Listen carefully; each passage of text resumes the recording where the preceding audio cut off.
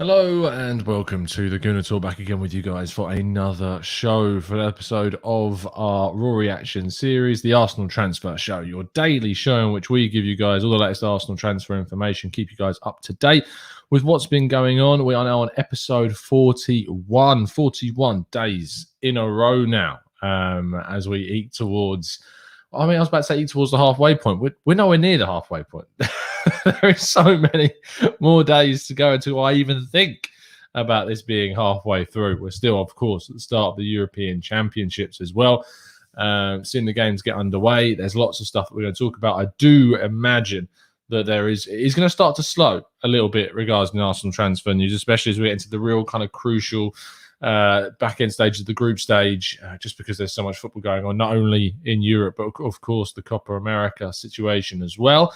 And there is lots to talk about. Good morning, guys. I hope you are all well. I hope you're doing good and that you're enjoying your time. Oh, it's a weekend, isn't it? I lose track of days at this point because, as I say, I only get Friday off. It's my only day off. So I lose track of days these days anyway. But it's a pleasure to have you with us, and we will get into it.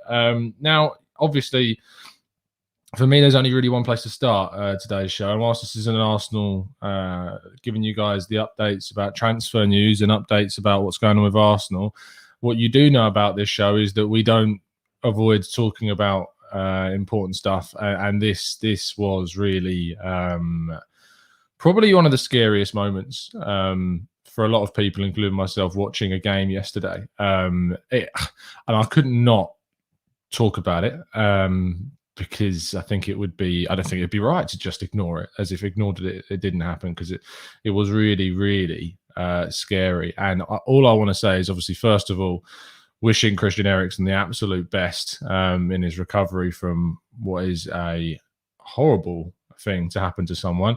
And also a huge amount of appreciation goes out to the officials, the players. I mean, the Denmark players that have had to deal with that situation and play a game as well. I mean, fair play to them for saying that they wanted to continue. Fair play and respect to all of them for doing that. And the officials, Anthony Taylor, reacted so quickly. And when we in England give our referees a hell of a lot of stick, it's fair to say, for a lot of reasons related to football. But when it comes down to actually acting in the right place, right time, right moment, Anthony Taylor was excellent in reacting in the right way, as was special mention to Correa, the Danish centre-back. Unbelievable reactions and knowing what to do and noting that something was wrong and alerting the right people. And also, of course, everyone that was in the ground. I mean, to have to sit there and be in the stadium and witness that must have been just a different level of emotions going through. And finally, to the broadcasters that were involved, the commentators, the presenters, the pundits that have had to speak about that situation for what I thought was far too long. To be honest, I'm not going to go into my final details of the criticisms of the coverage. I think that's pretty much well documented on social media. But to be put in that situation, it must be extremely, extremely difficult to have to talk through that as well. But to everyone involved that in that situation, obviously thoughts are with everyone, and it would have been wrong, in my opinion, to do a show. And of course, we were meant to do a show yesterday at, I think I said 5 o'clock, 6 o'clock, something like that. But we were going to do a tactical breakdown on Tyler Adams. And I spoke to Manuel. I DM'd Manuel Veth, who's the guy, the German expert that we've got coming on from Transfermarkt, the website, to give us the insight on Tyler Adams. And I messaged him saying, look, I don't think it's right to go ahead with the show until we know more information. At the time, we didn't know anything about what was going on. So I didn't think it was the right thing to do regarding going ahead with the show. And obviously, when someone else is coming on the show, like you've got a guest on, and basically how we do the tactical breakdowns is obviously I get them to record something and then I show it to you guys live. And it wouldn't have been fair for me to play a video with someone speaking when they've got no control over when that's going live. So it was only the right thing to do to message Manuel and ask him when he was comfortable. So we are going to release this today. Now we know that thankfully Ericsson is in a much more stable situation, thank God. And we're going to do this show probably later on in the evening because I've got quite a busy afternoon. And so there's probably going to be some shows towards the latter end of the day. This one, I imagine, will go out later in the evening, probably around 7-ish, maybe. And then one probably after the second game. Or maybe at half-time would be a good time to do it. I'll try and release them so I'm not clashing with the European games for obvious reasons, so you guys can watch them. But we've got another one coming out as well, which I'll tell you about in a second. But that kind of covers everything that I wanted to say about that situation. And yeah, I wanted to make sure it was just, I didn't want to put any content out yesterday because it wouldn't have been right at all. But it was important to address it, and I can see a lot of you guys in the chat box agree. So there you go. Anyway, let's move on to what you've tuned in for, which is of course talking about Arsenal's transfer news. And there is a bit to talk about, even though it is slowing down a little. We have got a few things that we need to discuss. First story we're going to look at is Bernd Leno. Now, the Bernd Leno stories coming out so far are about the German goalkeeper is very much a player that Arsenal are willing to let go this summer. We know that Arsenal are interested in Andre Onana. We know that Arsenal are interested in bringing back Matt Ryan, who is also drawing interest from Celtic. But the reports that came out yesterday detailed that Mikel Arteta is in fact very open to seeing Bernd Leno leave. And if a right offer comes in, then they are open to sell. Now, it's a very loose report. It doesn't tell us too much about a lot of that we already know, to be honest. But what is interesting is to kind of speculate about what that right price is, because Bernd Leno cost us around £25 million. And obviously, for a player of... I was about to say a player of real quality, and I think that whilst he is a good goalkeeper, I think obviously in terms of his consistency and some of the mistakes that he's made, it's really difficult to try and make a judgment about how much his price has gone up since we bought him, because I wouldn't necessarily say with the pandemic situation and everything to do with that, it's very difficult to make a judgment about what he could go for, what he could fetch. I think a fee of around the same price, to be honest, would be something Arsenal would be open to selling. He's got less years on his contract, obviously. I wouldn't say he's necessarily improved greatly. And the pandemic, all those factors for me would say that around a similar fee of 25 to 30 million pounds, I think would be more than fair at the moment for Arsenal to accept, especially when they seem to be able to get Andre Onana for a very, very reasonable price because of the situation with the ban. I can see lots of you commenting. We're going to try and swiftly go through these stories, and then we'll get your thoughts in the chat box with the Q&A show at the end. So our next story revolves around a player that we've already looked at. In Guido Rodriguez, the Argentinian midfielder from Real Betis. As I said, we have already covered him. So if you want to know a lot about this guy, you can by going back onto the channel and watching. I'll make sure I leave a link to that. It'll be up there somewhere on the top of the screen if you're watching on playback. But Guido Rodriguez, Real Betis midfielder, supposedly Arsenal are very much able to get this guy for a much cheaper figure than once thought. Supposedly his price, which had around a 70 million-ish buyout clause, has dropped considerably. His actual asking price is around the 26 million pound figure, which if you've actually seen this guy and you've watched this guy, he is really good. He's a really good player and certainly someone that's improved Real Betis a hell of a lot. He's away with the Argentinian national side at the moment. And for 26 million pounds, that is a really, really good price for someone of this level. So if you want to find out a lot about him, how his statistics compare to the latter of Granit Xhaka, Bissouma and Thomas Partey, then you can by going out and checking out the video on the channel. So please make sure you do go and have a look at that one. Let's go on to our next story then and go to Joaquin Correa, the Argentinian attacking midfielder slash kind of second striker from Lazio.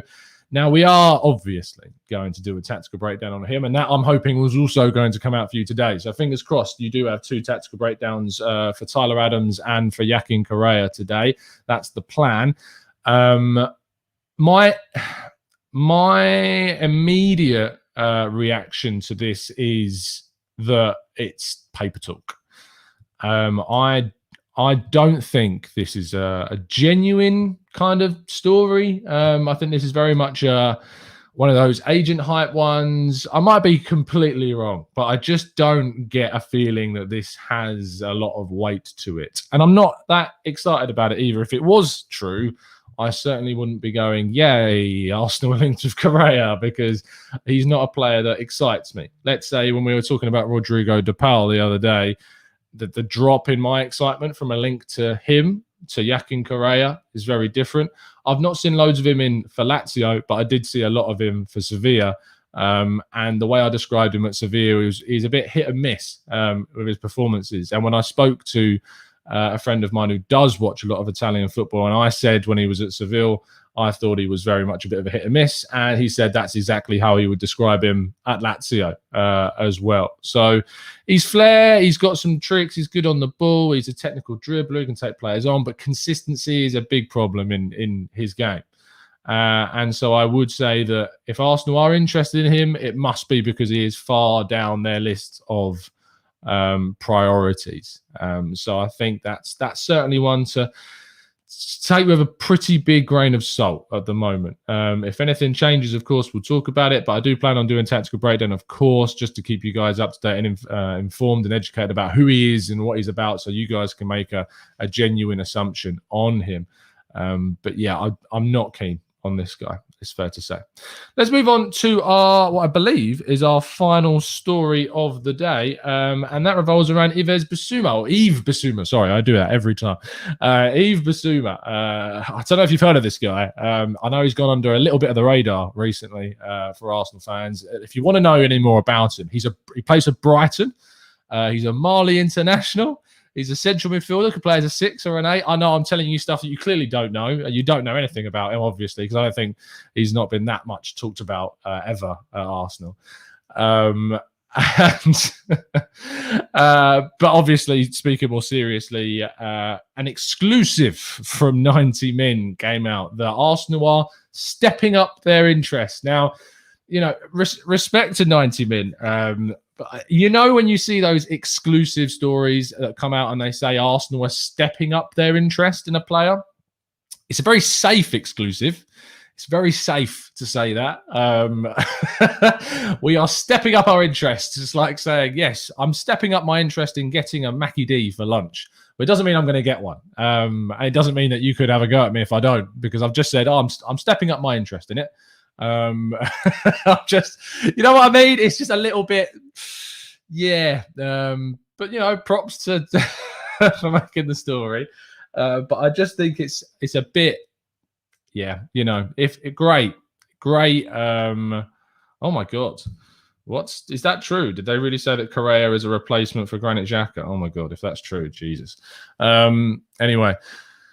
Sorry, that really took me for a second. I saw that comment. Surely that's not true. Anyway, Bissouma is obviously a player that basically the whole of the Arsenal fan base by this point, bar a small percentage, would like to see at the club. And I would love to see him at the club. I think he'd be a perfect player for us to sign. There is an obsession. I use the word obsession a lot with him, and I think there genuinely is. But yeah, we're just going to have to wait on this one, because he clearly wants the move. We clearly want him to get the move. And you want him to get the move. But Arsenal are being very, they're not, you know, Arsenal are being a bit weird about this, which is strange, because surely if he is so desperate for the move, then it's a move that Arsenal could get done more favourably. Because if you're thinking about the fact that he is very much a player that wants to go, that's going to lower his price or lower the ability for Brighton to negotiate upwards. Arsenal are going to be in a better position to negotiate downwards, because they know that Bissouma is very much keen on the move to Arsenal. So it does confuse me. It confuses me a bit why Arsenal aren't being a little bit more aggressive with this. I also don't really get why the club may think, and this is purely speculation at this point, I'm not going to pretend like this is fact, but if Arsenal are interested, of course, in Sambi Lokonga, which, for the best of our knowledge, we believe they are, he is a relatively cheap player, about 15 million euros. And I feel like the way that we could get Bissouma around 30 million pounds is you could get both. And I'd be really, really, I don't want to come across as greedy, but I do think that it's smart of Arsenal to buy your marquee figure, buy your player that's transitioned to the Premier League already in Bissouma, and go and get Lukonga as well. Get your 21-year-old, get your prospect. It's pretty cheap. It's a smart bit of business. You're going to make profit on him. That's I just feel like it's the smarter play for Arsenal. And I think that Lukonga is a great player, a player full of potential and can do everything that or rather will be able to do everything that Bissouma can do right now. And I think he maybe even has a higher ceiling than Bissouma. But Arsenal right now, if they want a player that's going to make a big impact in their team, you need to be going for this guy because he's top talent. And I think he would suit us really, really well. Let's move on then to the final part of the show, which is, of course, getting your thoughts and feelings in the chat box, getting your questions answered as well, and going through a lot of your thoughts about the different players that we've been linked to. Social says, I think Tom is obsessed with this guy. Always going on, I just can't get enough of Bissouma, mate. I just can't get enough of him. It's just, I love it. Thanks, KJ. I'm not going to read out your comment because it's a bit, I appreciate it for the ego, mate, but I'm not going to read it out. Rich Cosford says, morning, Tom. I'm seeing more and more links with Van der Beek. I liked him and wanted him before he went to United, but his lack of playing time concerns me. I saw them too, Rich. I didn't want to put them as, on the video, because I think there's a lot of questions about the reality of that. There may be interest, there may be something there, but right now it's not really something I think Arsenal are really pushing for. I think it would cost us a fair chunk of money, and Man United would certainly want to make a profit on the player, even though he's barely played. Because you know why? Because they're quite smart with how they do their business, as pretty much 99% of the other clubs in the Premier League are. It's only Arsenal that choose to give their players away. Even after a bad year of playing, Man United would still be looking for a very decent fee. He's a good player, Donny van der Beek, and I think he's been treated harshly by Ole Gunnar Solskjaer, and I think he could have got a fair few more minutes for them this season. But what I would say is that is it right? Is it worth spending a lot of money on a player that's barely played? Is it a big risk? Of course it is. But it could be a real genius move to get that done. We'll have to see. We'll have to wait and see. Kaja says, Tom, what are your top 3 realistic transfers this season for Arsenal? And where do you think we should finish if we get them? I mean, realistic, you're looking at attacking midfield. Realistic. Is Martin Odegaard realistic? I don't think he is anymore. I think the Real Madrid are very much going to want to keep him. Is Rodrigo de Paul realistic? Well, obviously Atletico Madrid are also interested, but I do feel like Arsenal are still an attractive prospect for a player. And I'd love us to go for someone like him. I think that's a really exciting signing. I think that would get fans back on side. I think that really would. I mean, it would make me completely forget about the whole Buendia situation. No problem. De Paul is a fantastic, fantastic player. And at 27, I think he'd come in. He's still got 5 top seasons ahead of him. And you could really, really get a lot from him. So I'd go for him. I'd go for Bissouma in the middle. And I'd go for Zeki Celik as well. Now, the thing about Zeki Celik is I'm very much aware that everyone watched the Italy-Turkey game and he didn't have the best game. Now, I really found it a bit of a shame that people just completely wrote off Zeki Celik based upon that game. It really bugs me. I get that I bet you, for a lot of people, that may have been the first ever experience they've had of watching Zeki Celik play, which obviously means you're going to build up an opinion of a player because it's your only experience. But you need to understand that he's played exceptionally well for Lille this season and last season as well. And is a real quality player at 24. And he's cheap. So £15 million, €50 million-ish around that figure is a really good deal. So I think for 3 signings, 100%. Go for those ones. Solomon Tom says, Gooner Armour. I'm not keen on the Solomon hype. I'm sorry. It's just not for me. I'm afraid. Jasmine, I've missed your question, Jasmine. Tom is smart. He smartly picked Arsenal because he could get daily content because we're linked to like 20 new players each day. Yes, that's why I picked Arsenal, clearly. Jasmine says, Tom, what do you think of Aurelien Tchouameni from Monaco? He's young and has great potential. Good luck with pronouncing his name. I mean, Tchouameni that's the best. That's the best you can get from me. I think that obviously he's an exceptionally highly coveted player from a lot of clubs around Europe and especially Champions League clubs. So I think you're going to really struggle in that position. Constantine says, Tom, you talked about White yesterday, but what about comparisons to Holding? Is Ben that better for 40 million? Yeah, of course, mate. He's a lot better than Rob Holding at a much younger age. So, yeah, you can go and cross-reference the statistics with the other tactical breakdowns where we have included Rob Holding. So feel free to go and do that. Mick Lucas says, do you think we can still get Matt Ryan as Celtic are now interested in their coach? Being the former Australian coach, of course we can still get him. He's actually, I mean, if you look at the comments that Matt Ryan has made previously, he's spoken specifically about waiting for Arsenal to play their hand.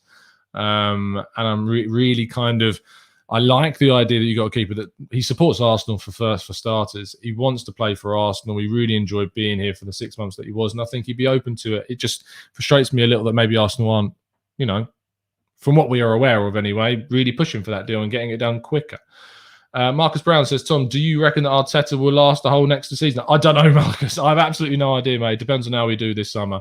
Depends how we do with the transfer window. If we're like 10th or something by October, and even if we've made signings or not, I can't see how they would carry on. I really would struggle to see how they would do that.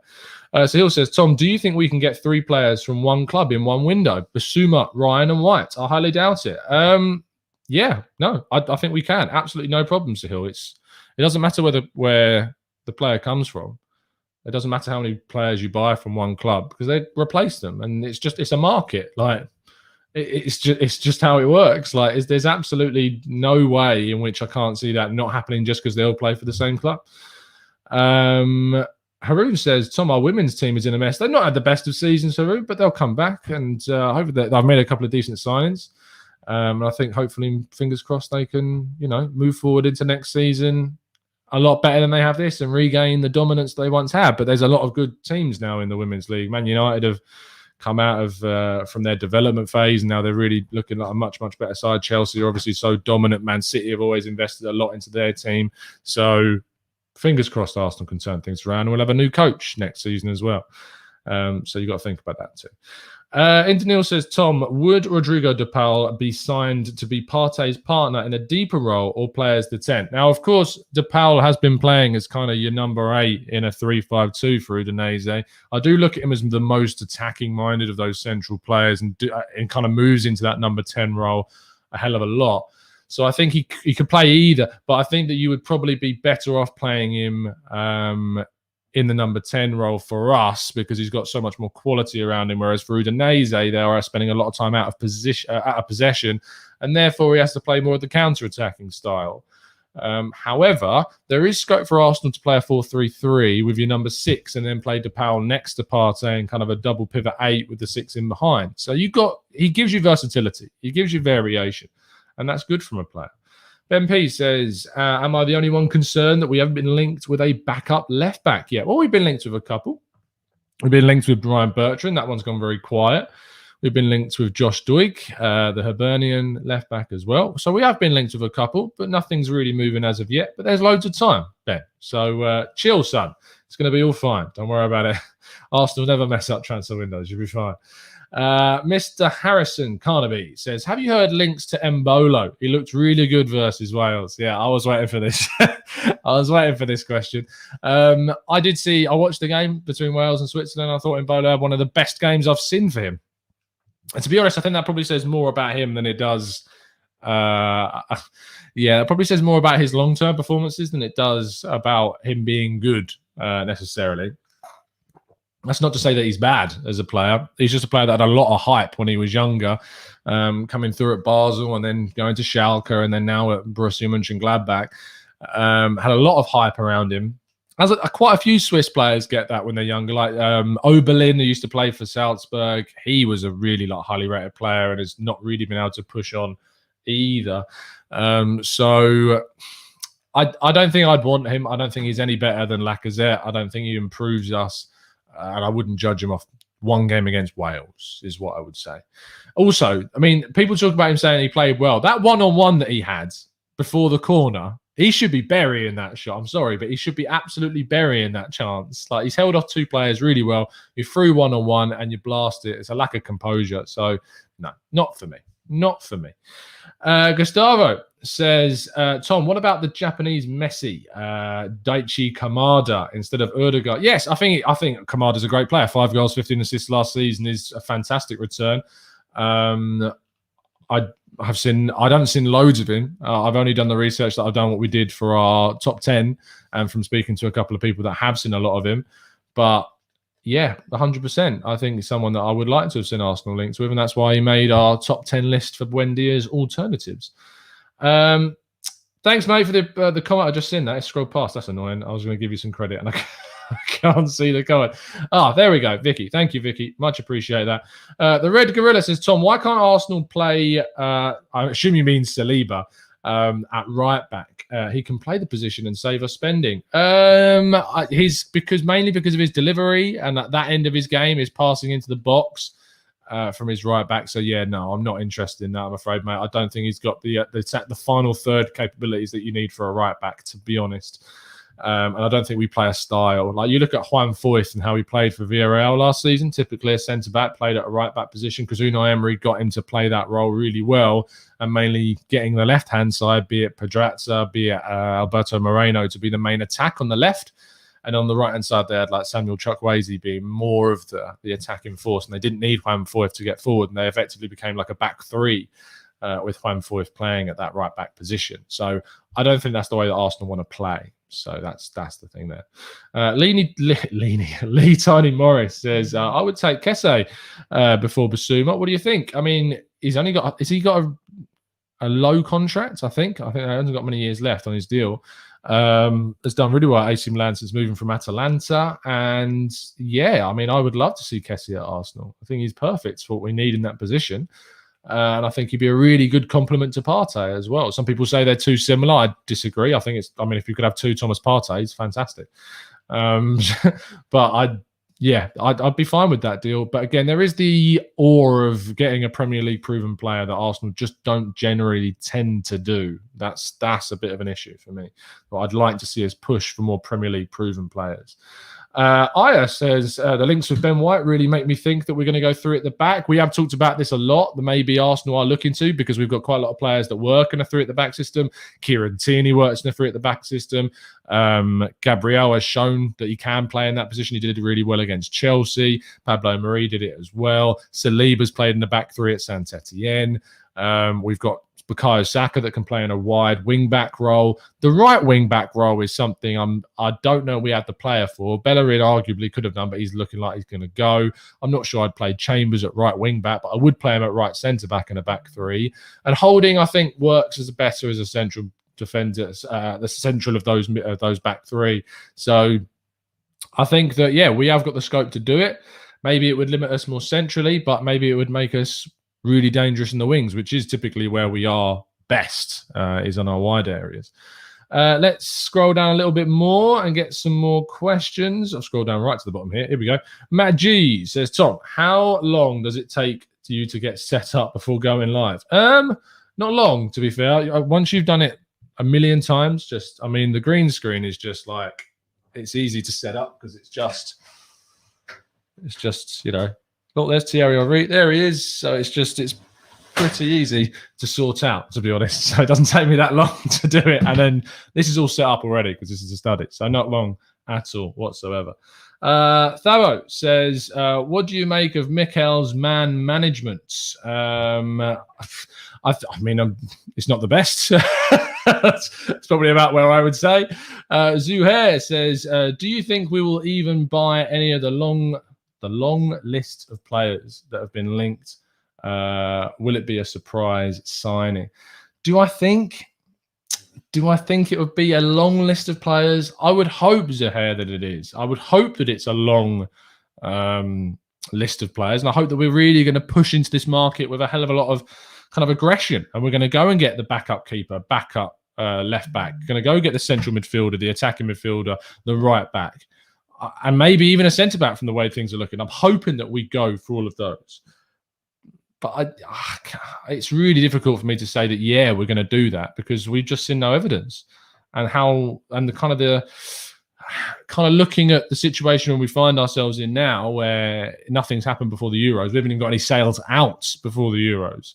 That is a little bit of a concern. So I really do struggle right now to think that we are going to be able to do that. Ajit says Pereira is also quality. Mateus Pereira, I would take De Paul over all of these. He has better all-round game and he's more versatile. I'd agree. Ringo says Sabitzer, Fekir, and Bissouma, and there is our 3 midfielders. I mean, Sabitzer, of course, can play as an 8, but does prefer playing in a more attacking position. So I'd rather go for say a Neves, Fekir, and Bissouma kind of formation. Harsha says, Tom, why invest 40 to 50 million on a defender when we are the 3rd best defensive in last season? Why not prioritize a partner for Partey and a quality number 10? Good question, Harsha. It's something that people have put forward quite a lot. I've always turned around and said that, 1, we don't know what the budget is. We don't know how much we're going to be able to spend. We don't know if this is going to be our biggest signing if we do go for a centre-back. Secondly, if you have the ability to upgrade in any area, whether or not it's your priority, and you can, do it. It's the way you improve your squad. 3, improving your attack can start from the back line. The better you are playing out from the back, the better are setting up your foundation, the more chances and possession you will have and you will create. So I have no problem. I don't think you should look at it as a priority. I don't think Arsenal are going to look at it as a priority just because we're moving for it first. I mean, if you think about it, we talked about this on yesterday's show. We bid for Emi Buendia. Does that mean attacking midfield is our priority? But now we're going to bid for a centre-back. So it's just the timing of when things are and how we kind of assess them, if you know what I mean. Correa, Sinans, we're going to do a whole dedicated tactical breakdown on him, mate, a little bit later on today. So you'll be able to get all of my thoughts on Yakin Correa. That's coming out this evening. So make sure you tune in for that one. Come on, England. What are your thoughts on England, Croatia? Fingers crossed we can get the job done, lads. 3 lines for the win. Fingers crossed we can. And I'd like to see us absolutely smash them and get revenge for the World Cup semi-final defeat, of course. And yeah, and I don't think they're anywhere close to the same side that they were. Watch them go and smash us now. But I think there's a lot of scope for England to do well this tournament. But there's, it's England. And England can end up just messing things up, as we seem to always do. It's unfair being an Arsenal fan and an England fan because a lot of the same emotions tend to happen supporting both. So we'll have to wait and see. What do we think about Golovin as a number 10? Not of the quality, I'm afraid, Jasmine. Just not for me. Again, another player that was very much hyped as a youngster and just has not quite made it for me as of yet. Who's this from? Alberto Hernandez, who I don't recognize your name. Maybe you're new. Welcome, Alberto.